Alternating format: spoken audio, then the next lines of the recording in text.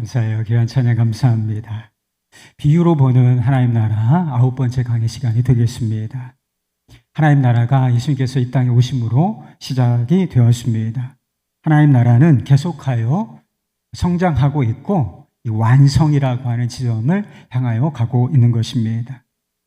우리가 이 땅에서 하나님 나라에 속하여 살다가 하나님 나라 속에서 그 나라를 누리며 살다가 어느 순간 예수님 다시 오시면 완성된 하나님 나라에 들어가게 되는 것이지요. 여러분은 하나님 나라에 속해 계십니까? 완성된 하나님의 나라라고 하는 그 지점을 향하여 나아가고 계신가요? 우리가 그것을 가늠해 볼 수 있는 기준 한 가지가 있는데 그것은 돈과 소유에 대한 우리의 태도인 것입니다. 하나님 나라가 돈과 소유가 관계가 있을 것인가? 다시 말해서 우리의 믿음이 돈과 소유에 대하여 관계가 있을 것인가? 물론입니다. 누가복음 3장에 보면 세례 요한이 주님의 오실 길을 예비하면서 회개의 세례를 선포합니다. 회개하라. 그분이 오실 것이다. 하나님 나라가 오고 있다. 선포하는데 회개에 합당한 열매를 맺으라고 말합니다. 그래서 사람들이 그 메시지를 들은 사람들이 물어요. 그렇다면 우리가 무엇을 해야 하겠습니까? 세례 요한이 합당한 세례의 회개에 합당한 열매가 무엇인지 그들에게 몇 가지로 말합니다. 첫째, 모든 사람은 가난한 자들에게 소유와 옷을 나누어 주어야 할 것이다. 둘째, 세리들은 부과단 세금 이외에 더 이상의 세금을 거두지 말아야 할 것이다. 군병들이 있었던 모양이에요. 군병들은 주어진 급여에 만족하고 강압적으로 탈취하지 말아야 할 것이다. 모두 돈과 소유에 대한 태도를 바꿀 것을 이야기하고 있는 것입니다. 웨슬리 목사님이 했다고 하는 유명한 말이 있어요. 나는 주머니가 회개하지 않은 사람의 회개는 믿을 수는 없다. 여러분 회개하고 복음을 믿으십니까? 그렇다면 여러분의 주머니도 회개하셨습니까? 돈과 소유에 대해 태도를 이전과 다르게 취하고 계신가요? 본문의 말씀은 어리석은 부자에 관한 비유라고 알려진 말씀입니다. 예수님께서 이 비유를 하시게 된 배경이 있는데 형제끼리 유산을 배분하는 문제였습니다. 예나 지금이나 부모의 유산을 배분하는 이 문제, 대단히 예민한 문제였던 것 같습니다. 돈과 관련된 갈등은 대단히 해결하기가 어려워요. 가족 간에도 형제 간에도 갈등이 생길 수가 있고 좀 다툼이 생길 수가 있는데 여기에 돈이 결부대가 되어 있다. 그러면 다른 문제들보다 해결하기가 더 어렵다라고 하는 것을 우리가 이 사회 속에서 알게 돼요. 형제들끼리 유산 분쟁, 소송을 하는 경우도 심심치 않게 있다는 사실을 우리가 듣고 있습니다. 아마 형이라고 예상되는데 그 당시 관례보다 유산을 분배하는 관례가 있었어요. 그 관례보다 아버지의 유산을 더 많이 차지하려고 하는 사람이 있었던 것 같아요. 그래서 다른 형제가 예수님께 나와서 그 일을 중재를 해달라. 적법하게 유산을 나누게 해달라. 이렇게 요청을 하고 있는 것이지요. 예수님께서는 이 요청을 거부하시면서 이렇게 말씀하셨습니다. 15절 말씀이에요. 그들에게 이르시되 삼가 모든 탐심을 물리치라. 사람의 생명이 소유하에 넉넉한 데 있지 아니하니라. 유산을 나누는 문제로 형제들이 다툼이 생겼어요. 소송에 갈 지경이야 지금. 재판을 해달라고. 그런데 이 유산 갈등의 핵심, 그 밑바닥에 무엇이 깔려 있는지 주님께서 보셨던 걸. 그게 바로 탐심이라고 하는 문제입니다. 더 많은 재산, 더 많은 소유를 가지고자 하는 욕망이 꿈틀대고 있다는 사실을 보셨던 것입니다. 그러면서 탐심을 물리쳐야 하는 이유를 말씀해 주셨어요. 사람의 생명이 소유에 넉넉한 데 있지 아니하니라. 우리는 지금 돈으로 많은 것들을 살 수 있고 많은 문제들을 해결할 수 있다라고 생각하는 시대에 살고 있습니다. 그래서 그런 사람들의 생각을 물질 만능주의라고 하죠. 돈이면 다 된다. 무엇이든지 살 수 있고 어떤 문제든지 해결할 수 있다. 이런 생각을 많은 사람들이 가지고 살아요. 그리고 사람의 가치가, 사람의 존재와 인격까지 돈으로 평가되는 시대에 우리가 살고 있다는 것입니다. 그래서 사람들이 그렇게 부자가 되고 싶어 하는 거예요. 돈을 많이 소유하고 싶어 하는 이유가 바로 거기에 있다는 것입니다. 그러나 사람의 생명이 소유에 넉넉한 데 있지 않다. 돈과 참 생명, 돈과 소유, 이것과 인생의 본질이 상관이 없다. 이런 뜻입니다. 그 사실을 깨닫게 해주시기 위하여 사용하신 비유가 바로 어리석은 부자에 관한 말씀인 것입니다. 한 부자가 땅이 많았던 것 같아요. 근데 그 해에 소출이 대단히 풍성해졌어요. 풍년이 들었던 것이죠. 그래서 이 사람이 마음으로 계획을 합니다. 곡간을 더 크게 짓고, 어마어마하게 좀 크게 짓고, 거기에 곡식들과 모든 물건들을 쌓아두리라. 그리고 그 이후로는 내가 평안히 쉬고 먹고 마시고 이제부터는 즐기리라. 여러분 이런 생각 가지고 계신 분들이 있으시죠? 지금 열심히 일하지만 은퇴 이후에는 좀 내가 삶을 즐기고 싶다. 우리식으로 표현하면 은퇴 이후의 삶을 계획했다라고 말할 수 있는 것입니다. 그런데 예수님께서는 이 사람을 어리석은 사람이다. 부자인데 이 사람은 어리석은 부자다. 이렇게 말씀하셨습니다. 예수님께서 왜 이 사람을 어리석다고 말씀하신 것일까? 말씀하신 것이겠습니까? 이 사람이 부자이기 때문에, 소유가 많기 때문에 이 사람은 어리석다라고 말씀하신 것인가? 결코 그렇지 않습니다. 예수님께서는 소유가 많다는 사실 자체를 비난하신 적은 단 한 번도 없다는 것입니다. 그렇다면 왜 예수님께서 이 사람을 어리석다라고 말씀하신 것이겠습니까? 첫 번째로 이 사람이 하나님을 망각하고 살았기 때문인 것입니다. 이 사람이 무신론자였는가? 지금 우리 주변에 보면 하나님은 안 계셔. 신 같은 존재는 없어. 이게 보이는 것이 다일 뿐이야. 이렇게 생각하고 살아가는 사람들이 많지요. 이 부자가 그런 사람들처럼 하나님은 존재하지 않는다. 이렇게 생각했던 무신론자였는가? 아니에요. 이 당시에 유대인 무신론자일 리가 없습니다. 하나님을 알았지만 다만 무신론자처럼 살았을 뿐인 것입니다. 16절에 우리말 번역은 부자가 주어로 되어 있어요. 부자가 주어죠. 그런데 원문은 부자가 주어가 아니라 그 밭, 땅이 주어입니다. 원문에 충실하게 번역하면 이래요.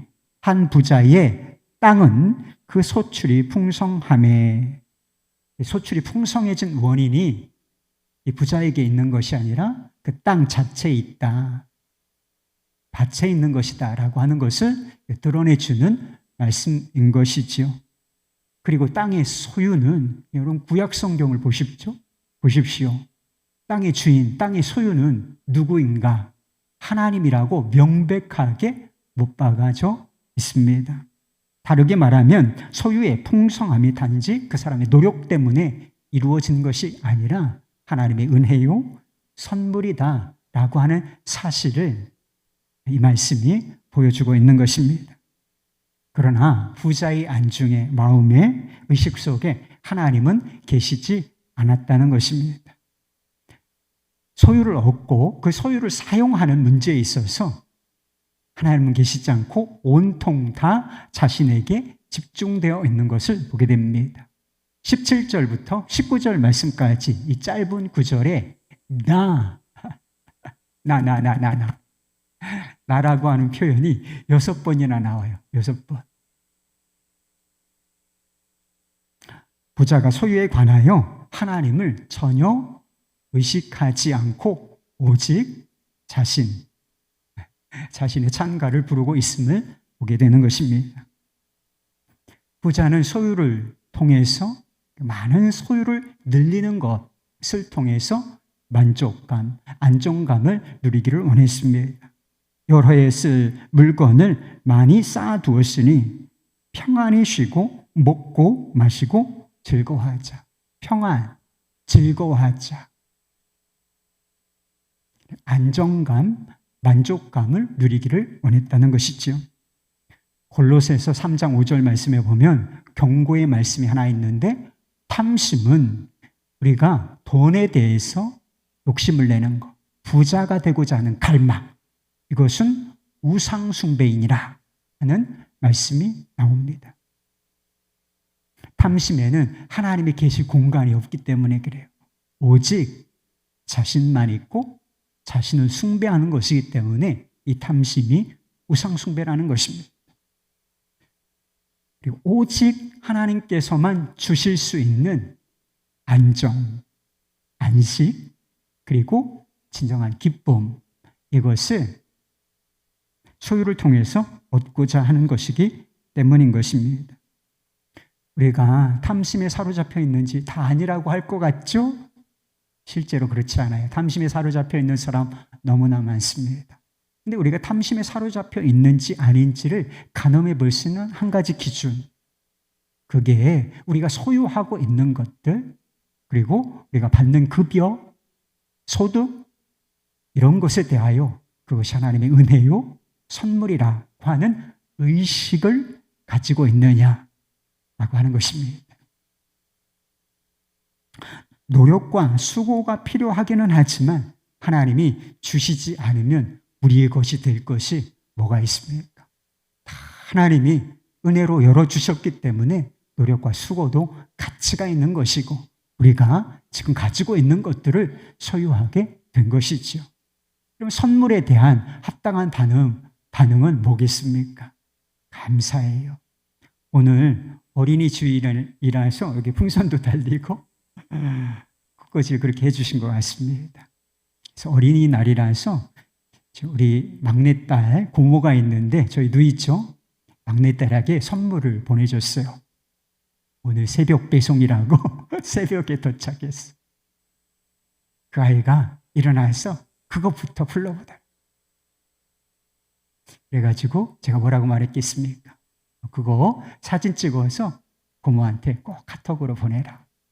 고맙다고, 감사하다고 말씀드려라. 그럼 선물을 받았습니다. 그러면 어떻게 표현해야 돼요? 선물을 준 사람에게, 준 이에게 감사하다고 표현하는 게 당연한 것이 아니겠습니까? 여러분이 무엇을 소유하고 있든지 그것에 대해서 감사합니다, 이런 마음을 품고 계십니까? 그렇지 않고 오직 자신에게 집중되어 있으며 이건 뭐 당연한 거지, 내 노력이고 내 공로, 이것만 남아있다면 여러분은 탐심에 사로잡혀 있는 것입니다. 루트리지라고 하는 사람의 이야기가 있는데 이 사람은 미국 공군 조종사였습니다. 베트남 전쟁에 참전했다가 포로가 되었어요. 그는 포로가 되어서 수년 동안을 아주 비참하게 지내야 했습니다.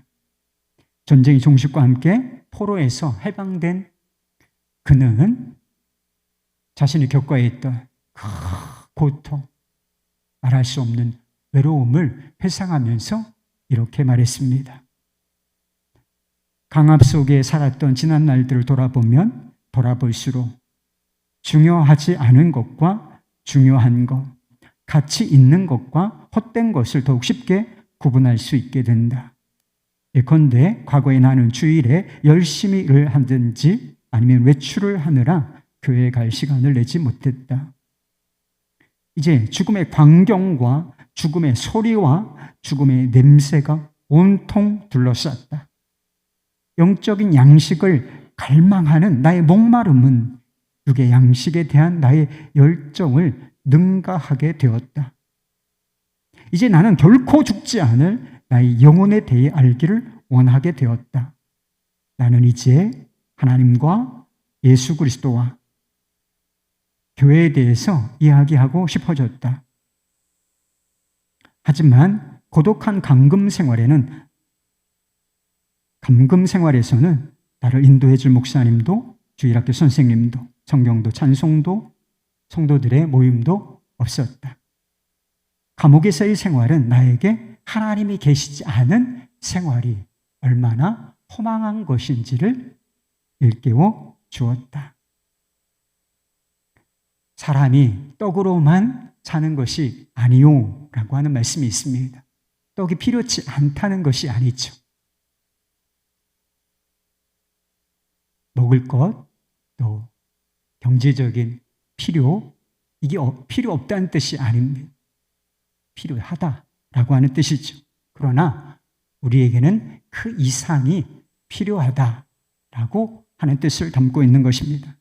진정한 삶의 풍성함은 물질이나 소유에서 나오는 것이 아닙니다.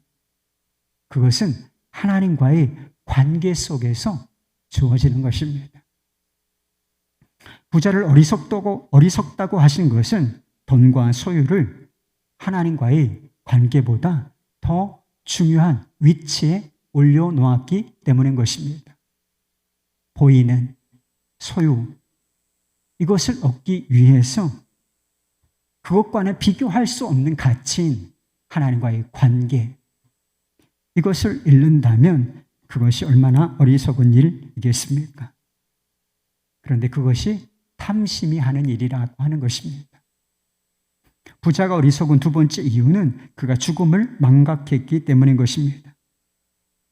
부자는 소출이 풍성해지자 마음으로 계획을 했다고 했습니다. 곡간을 더 크게 짓고 거기에 곡식과 물건들을 쌓아두리라. 그리고 그 이후로는 내가 편안한 삶을 즐기리라. 이렇게 말입니다. 우리식으로 말하자면 은퇴 이후를 계획한 것이지요. 부자가 미래를 계획한 것이 어리석은 것입니까? 우리가 은퇴를 대비해서 연금과 보험을 들어놓는 것이 잘못된 것인가요? 그렇지 않습니다. 20절 말씀이에요. 하나님은 이르시되 어리석은 자여 오늘 밤 내 영혼을 토로 찾으리니 그러면 내 준비한 것이 누구의 것이 되겠느냐. 부자를 어리석다라고 말씀하신 이유는 그가 미래를 계획했기 때문이 아니라 그 계획 속에 죽음, 영원한 미래가 포함되지 않았기 때문인 것입니다. 모든 소유를 한순간에 제로, 0으로 만드는 죽음이 오늘 밤이라도 찾아올 수 있다는 사실을 망각했기 때문에 그를 어리석다, 이렇게 말씀하신 것이었습니다. 전도서 7장에 보면 지혜자의 마음은 초상집에 있다. 그러나 어리석은 자의 마음은 잔치집에 있다. 이런 말씀이 나와요. 초상집이 상징하는 게 뭐예요? 죽음이죠. 죽음을 기억하고 살아야 그 사람이 지혜로운 삶을 살 수 있다 하는 것입니다. 반대로 죽음을 망각하면, 엄연한 실제인 이 죽음을 망각하면 그가 어리석은 삶을 살 수밖에 없다라고 하는 뜻이 되는 것이고요.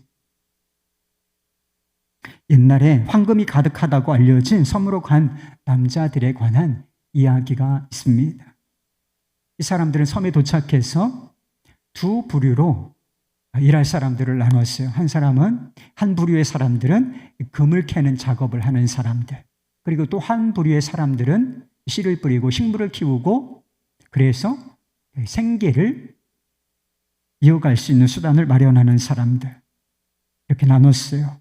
그런데 금이 발견되기 시작하자 그들은 식물을 심는 사람들에게 금 캐는 일을 도와달라. 일손이 부족하니까 금 캐는 일을 도와달라. 이렇게 부탁하기 시작해요. 그래서 시간이 갈수록 금을 캐는 사람들은 더 늘어났지만 식물을 키우는 사람들, 먹을 것을 준비하는 사람들, 이 사람들은 숫자가 적어지기 시작했습니다. 그들은 땅을 더 깊이 파내려가 더 많은 금을 찾기 시작했습니다. 이 금이라는 것이 노지에 널려 있는 건 아니잖아요. 땅속에 묻혀 있는데 더 깊이 땅을 파들어 가기 시작했다는 거예요. 그래서 갱도라고 하죠. 굴이 무너지면 안 되잖아요. 그래서 굴을 떠받칠 보강 재료를 찾았는데 재료를 찾기가 쉽지 않았어요. 그래서 자신들이 타고 온 배의 부품들을 보강 재료로 사용하기 시작했어요. 몇 년 후에 그 섬에 다른 사람들이 도착했습니다. 그 사람들이 그 섬에 도착해서 발견한 광경, 그것은 금무더기에 해골들이 널브러져 있는 그런 광경이었다는 것이 이 이야기의 결말인 것입니다. 갱도를 보강하기 위해서 집으로 돌아갈 배의 부품을 빼내서 사용한 사람들, 대단히 어리석어 보이지 않습니까? 근데 이렇게 살아가는 사람들이 많아요, 여러분. 우리도 돌아가야 할 집이 있다는 사실을 여러분 아십니까? 돌아가야 할 본향, 우리가 어느 순간에, 예측하지 못한 순간에 하나님 앞에 서게 되는 그 시점이 온다라고 하는 것입니다. 그런데 탐심은 그 곳과 그 때를 망각하게 만듭니다. 미래를 계획하고 준비하지만 영원한 미래에 대해서는 아무것도 준비하지 못하도록 만든다는 것입니다. 이 세상에서의 삶은 일시적인 거예요. 어떤 사람은 20대에 죽는 사람도 있습니다. 저희 형 40대 죽었어요. 조금 더 사는 사람들이 있죠. 70세, 80세, 90세, 그 이상 살 수도 있겠죠. 그러나 이 세상에서의 삶이 일시적이라는 것을 누가 부정할 수 있겠습니까? 이 세상에서 우리가 소유하고 있는 것들 두말할 것도 없어요. 그게 영원합니까? 통장이 영원한가요? 돈이 영원합니까? 아니에요. 다 일시적인 것들 뿐인 것입니다. 하나님께서는 이 일시적인 것들을 가지고 영원한 나라, 영원한 세계를 준비하기를 원하십니다. 그러나 탐심은 일시적인 것들을 소유하기 위하여 영원한 것들을 포기하고 소비하도록 만든다는 것입니다. 21절 말씀. 자기를 위하여 재물을 쌓아두고 하나님께 대하여 부여하지 못한 자가 이와 같으니라. 어리석은 사람은 부자였어요. 부자는 부러워할 만한 대상이 있죠. 네, 예수님께서는 이 사람을 어리석다라고 말씀하셨고, 부자이지만 한편으로는 대단히 가난한 사람이라 이렇게 말씀하셨어요. 자신에 대해서는 대단히 부유해. 모든 것을 다 했죠. 그러나 하나님께 대하여는 지극히 가난했다, 인색했다라고 하는 것입니다. 보물을 땅에, 창고에, 통장에 쌓고 또 쌓을 줄만 알았지 하늘에 보물을 쌓는 방법은 그가 알지 못했다라고 하는 것입니다. 탐심이 죽음과 영원한 세계를 바라보는 눈을 가리고 있었기 때문인 것입니다. 랜디 알코니스는 천국 보화의 원리라고 하는 책에 보면 그가 이집트라고 하는 나라를 방문했던 일화가 나옵니다. 이집트 방문 중에 안내하는 사람들이 그를 쓰레기가 가득한 이 뒷골목으로 안내했다는 것입니다. 그곳에는 미국인 선교사들의 묘지가 있었습니다. 안내자가 먼지가 가득한 묘비 하나를 소개해 주었는데 그 묘비의 주인공은 윌리엄 보덴이라는 선교사였습니다. 그는 예일대학, 지금도 대단히 명문대라고 알려진 예일대학을 졸업하고 부모로부터 많은 유산을 받은 사람이었습니다. 그러나 그는 무슬림에게 복음을 전하기 위해서 편안한 삶을 거부했습니다. 그는 자신을 위해서는 차도 사지 않았지만 하나님의 선교 사업, 복음 전파를 위해서 수십만 달러를 헌금을 했다고 했습니다. 그는 이집트에서 겨우 넉 달을 열정적으로 전도하다가 사역하다가 척수내막염에 걸려서 25살의 나이에 생을 마감하고 말았습니다. 그 묘비에는 다음과 같은 구절이 쓰여 있었습니다. 그리스도에 대한 믿음이 아니면 그 믿음을 떠나서는 그의 삶을 설명할 길이 없다. 그렇지 않습니까? 젊고 유능하고 많은 소유를 가졌던 사람, 왜 그 땅에 가서 그렇게 헌신하다가 짧은 생을 마감해야 했는가? 그리스도에 대한 믿음이 아니면 설명할 길이 없는 거죠. 이 랜디 알코는 다시 안내하는 사람들을 따라서 이집트의 국립박물관이 있어요. 그 국립박물관을 방문하게 되었습니다. 그 박물관에는 많은 유물들이 있었지만 이목을 끄는 유물 한 가지가 있었는데 투탕카멘이라는 왕의 무덤에서 나온 유물들이었습니다. 그 유명한 황금 마스크가 있어요. 그리고 황금 전차, 그리고 온갖 금으로 장식된 보화, 물건들이 가득하게 전시가 되어 있었습니다. 저도 여길 가봤어요. 투탕카멘, 이 왕의 유물들을 제가 눈으로 똑똑히 봤습니다. 얼마나 대단한지 지금 저걸 꺼내서 써도 되겠다, 이럴 정도로 대단한 유물들이었습니다. 그것은 3,000년이 넘게 누구의 손에 닿지 않은 상태로 무덤에 있었습니다. 보덴의 묘는 눈에 띄지도 않았고 먼지가 가득했지만 이 투탕카멘의 무덤에는 온갖 보화, 황금으로 화려하게 빛났다는 것이죠.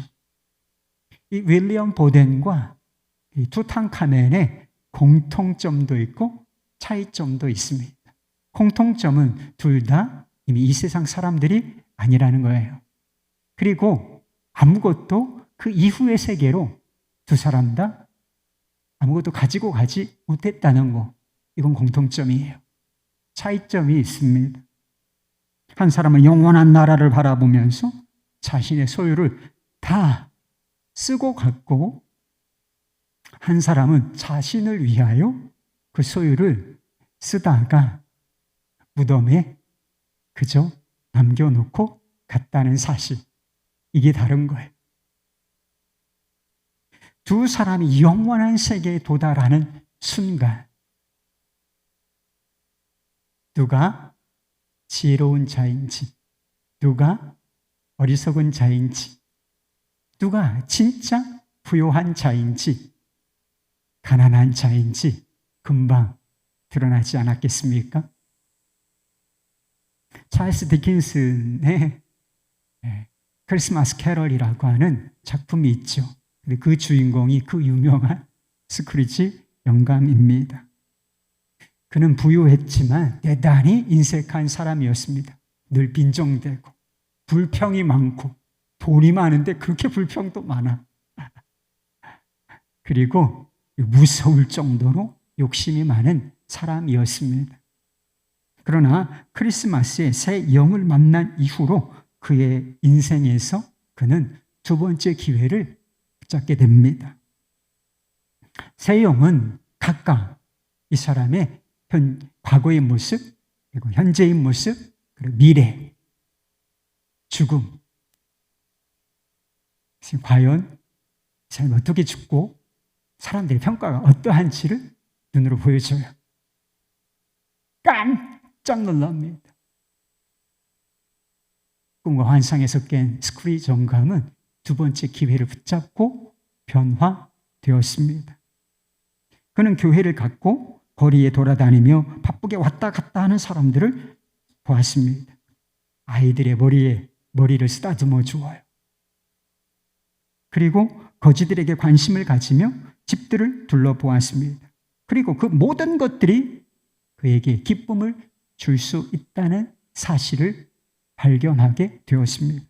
그는 어디를 가나 모든 것이 그를 그토록 행복하게 해줄 수 있다는 사실, 그전에는 전혀 몰랐었던 것들이었습니다. 스크루지는 자선단체에 자발적으로 찾아가서 기부금을 냈습니다. 기쁨이 밀려왔어요. 어제까지는 돈을 벌어들임으로 소유를 확장함으로 말미암아 기쁨을 누렸는데 오늘은 자신의 소유를 나눠줌으로써 기쁨을 얻게 되었던 것입니다. 그 이야기의 마지막 페이지에서 디킨스는 이 스크루지에 대해서 이렇게 말합니다. 어떤 사람들은 그 사람 안에서 일어난 변화를 보고 비웃었습니다. 그러나 그는 사람들이 비웃도록 내버려 두었습니다. 조금도 신경 쓰지 않았습니다. 그의 마음은 웃고 있었고 그것으로 충분했습니다. 그리고 사람들은 그에 대해서 말할 때 크리스마스를 가장 잘 지키는 법을 안 사람이라고 했습니다. 좀 가상 이야기지만 스크루의 삶이 변화된 이유가 무엇이겠습니까? 바로 죽음과 영원한 세계를 바라보는 눈이 열렸기 때문인 것입니다. 자신의 현재와 미래, 이것을 영원한 미래, 영원한 세계라고 하는 관점으로 보게 되었기 때문에 사람의 삶이 그렇게 변화되게 되었던 것입니다. 신들러 리스트라고 하는 영화를 보신 적이 있습니까? 나치로부터 유대인들을, 자신의 소유를 팔아서 유대인들을 구출해낸 그들의 생명을 산 사람의 이야기, 실화를 바탕으로 한 영화입니다. 이 영화의 끝에 보면 아주 가슴이 찡한 장면이 나옵니다. 신들러가 자신의 차와 금으로 된 핀, 차가 남아있어요. 타이핀, 금으로 된 거, 이것을 보면서 더 많은 생명을 구하기 위해서 자신의 돈과 재산을 더 많이 내놓지 못하였던 것, 그러므로 말미암아 더 많은 생명을 살릴 수 있었음에도 불구하고 그렇게 하지 못했던 것을 흐느끼며 후회하는 장면이 나오는 것입니다. 이 쉰들러는 자신에게 주어진 기회, 이것을 대단히 잘 활용한 사람, 그 누구보다도 선용한 사람이었습니다. 그러나 그도 다시 조금 더 이전으로 돌아간다면 더 나은 선택을 할 것이었다라고 말했다는 것이죠. 인생의 두 번째 기회라고 하는 것은 없습니다. 우리에게 주어진 기회는 대단히 짧아요. 인생 훅 지나갑니다. 하나님은 오늘 밤이라도 그 기회가 끝날 수가 있을 것이다 라고 말씀하셨습니다. 그렇기 때문에 우리가 기회가 있을 때 그 기회를 놓쳐서는 안 된다는 것이죠. 웨슬리 목사님은 그런 이야기를 했대요. 모든 가치를 판단할 때 그것들이 영원한 세계에서 어떠한 가치가 있을까 따집니다. 데이비드 리빙스턴은 말했어요. 내가 소유한 모든 것들이 하나님 나라와 상관이 없다면 그것은 아무런 가치도 없는 것이다. 스터드 선교사는 말했습니다. 인생은 곧 지나갑니다. 오직 그리스도를 위해 한 일만 영원히 지속될 것입니다. 우리가 생명이 다 끊어지고 죽은 지 5분이 지나면 인생을 어떻게 살았어야 했는지 모두가 다 알게 될 것입니다. 스스로 이렇게 질문해 보십시오. 내가 죽은 지 5분 후에 아직 기회가 있을 때 무엇을 더 나누어 주었으면, 무엇을 더 했으면 좋았을까? 그 대답을 찾았다면 지금 드리고 지금 더 나누실 수 있기를 바랍니다. 그것이 탐심을 이기는 길이고 하나님께 대하여 부요한 자로 사는 길인 것입니다. 사람의 소유가 소유에 넉넉한 데 있지 않다라고 말씀하셨어요. 사람의 생명이 어디 있어요? 예수님께서 말씀하셨습니다. 나는 부활이고 생명이다.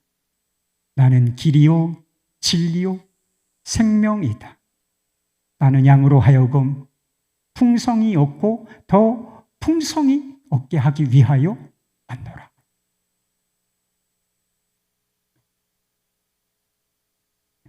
예수님 안에 참 생명이 있다는 뜻입니다. 예수님께서는 참 생명과 참 삶을 주시기 위하여 십자가에 자신을 내어주셨습니다. 우리를 진정으로 전 인격적으로 모든 세계 속에서 현재나 미래나 영원한 미래 모든 순간에 부요한 자로 살게 해주시기 위하여 스스로 가난해지셨다라고 하는 것입니다. 욕심내고 염려하지 않아도 잘 살 수 있어요. 돈과 소유에 집착하지 않고 살아도 풍성한 삶을 살 수가 있습니다. 우리 안에 예수 그리스도에 대한 믿음이 분명하다면 그럴 것입니다. 그분과의 관계가 깊고 진실하고 풍성하다. 소유에 크게 상관없이 우리는 진실한 삶, 생명의 삶, 풍성한 삶을 누리게 될 것입니다. 돈과 소유로 생명, 만족과 기쁨을 얻으려는 시도를 중단하시기 바랍니다. 이제는 예수님으로 사는 자가 되겠다. 돈으로 살지 않고 소유로 살지 않고 떡으로만 사는 자가 아니라 이제는 예수, 생명으로 사는 자가 되겠다. 결단하세요. 그리스도와의 생명 넘치는 관계 속에서 마음과 영혼, 현재와 미래, 영원한 미래까지 부요한 자로 사실 수 있기를 예수 그리스도 이름으로 축원합니다. 할렐루야! 성찬을 받겠는데 먼저 기도하십시다. 그 마음을 드릴 수 있는 순간이요. 이 짧은 기도의 시간이지만 오늘 들은 말씀 듣고 흘러가면 아무 유익이 없습니다. 기도로 붙잡으십시다. 주님, 부족하지만 결단하고 그렇게 살게 도와주십시오. 기도하시면 좋겠는데 어리석은 사람이 따로 있는 게 아니에요. IQ가 낮은 사람이 어리석은 사람 아닙니다. 하나님을 무시하고 사는 사람이 어리석은 사람입니다. 죽음과 영원한 나라를 내다보지 못하는 자가 어리석은 자입니다. 주님, 지혜로운 자가 되게 해주십시오. 영원한 나라를 내다보고 살 수 있도록 도와주옵소서. 그리하여 하나님께 대하여 부요한 자로 살 수 있도록 주여 은혜를 베풀어 주옵소서. 함께 통성으로 기도하겠습니다.